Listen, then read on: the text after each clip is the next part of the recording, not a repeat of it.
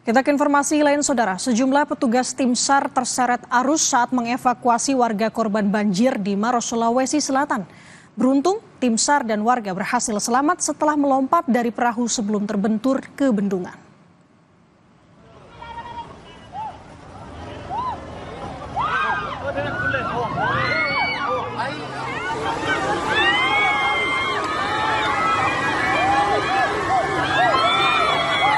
Rekaman video warga ini memperlihatkan tim SAR terseret arus air saat mengevakuasi warga di sekitar Bendung Leko Pancing, Kabupaten Maros.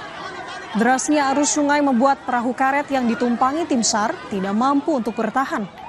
Perahu itu kemudian terbawa arus. Tim SAR harus melompat menyelamatkan diri sebelum terbentur di bendungan. Sejumlah warga mencoba memberikan pertolongan, Saudara. Setelah terseret arus deras, seluruh tim rescue akhirnya berhasil diselamatkan dan dievakuasi ke tempat aman.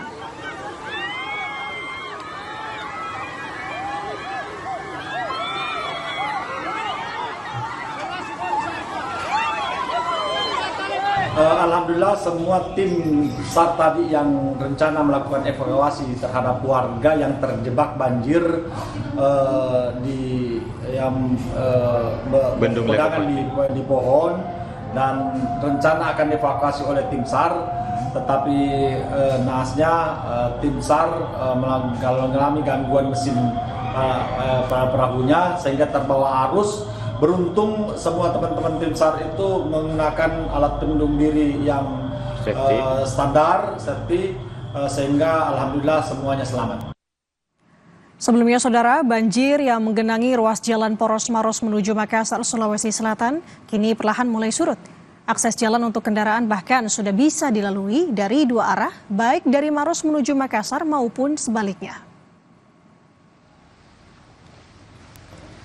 Jalan nasional menuju kota Makassar ini sebelumnya digenangi banjir setinggi 1 meter hingga akses kendaraan tidak bisa dilalui. Kini banjir perlahan mulai surut. Sejumlah kendaraan pun terlihat sudah bisa melintasi jalur ini. Meski mulai surut, Saudara, banjir masih melanda di sejumlah wilayah di 14 kecamatan. Terdapat 10 kecamatan yang dilanda cukup parah termasuk wilayah perkotaan. Sebelumnya, banjir telah melanda permukiman dan persawahan hingga mengakibatkan akses jalan nasional terputus. Nasional kita sudah bisa kita lalui walaupun ya dalam kondisi masih sangat perlahan karena baru bisa dilalui. Tapi banjir masih terjadi juga di sejumlah kecamatan? Iya, 14 kecamatan masih terdampak banjir, tapi 10 kecamatan yang memang airnya masih sangat tinggi, ini masih berlangsung sampai sekarang, dan ada 3.000 kakak ya, 3.000 kakak yang terkena dampak yang sangat besar terhadap kondisi banjir Maros saat ini. PJ Gubernur Provinsi Sulawesi Selatan Fadri Jufri meninjau kondisi banjir di Kota Makassar, Sulawesi Selatan. Sejumlah bantuan juga diberikan kepada para pengungsi. Dengan menggunakan perahu karet, PJ Gubernur Sulawesi Selatan menyusuri rumah-rumah warga yang terendam banjir di Perumnas Antang Blok 8 ataupun di Blok 10. Di Kelurahan Manggala ini, ratusan rumah terendam dengan ketinggian bervariasi, mulai dari 1 meter hingga 3 meter. Banjir mengakibatkan 1.000 lebih warga di Kelurahan Manggala harus mengungsi di 15 titik pengungsian.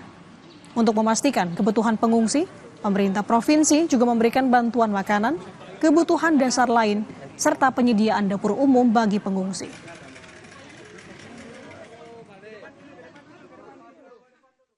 Alhamdulillah, sinergi kolaborasi bersama semua elemen Pemprov Kota Madia dan Dinas Kota Madia, sosial ada BPD, BPN, penanggulangan bencana kota, ada dinas sosial sama-sama untuk paling tidak membantu saudara-saudara kita yang terdampak banjir.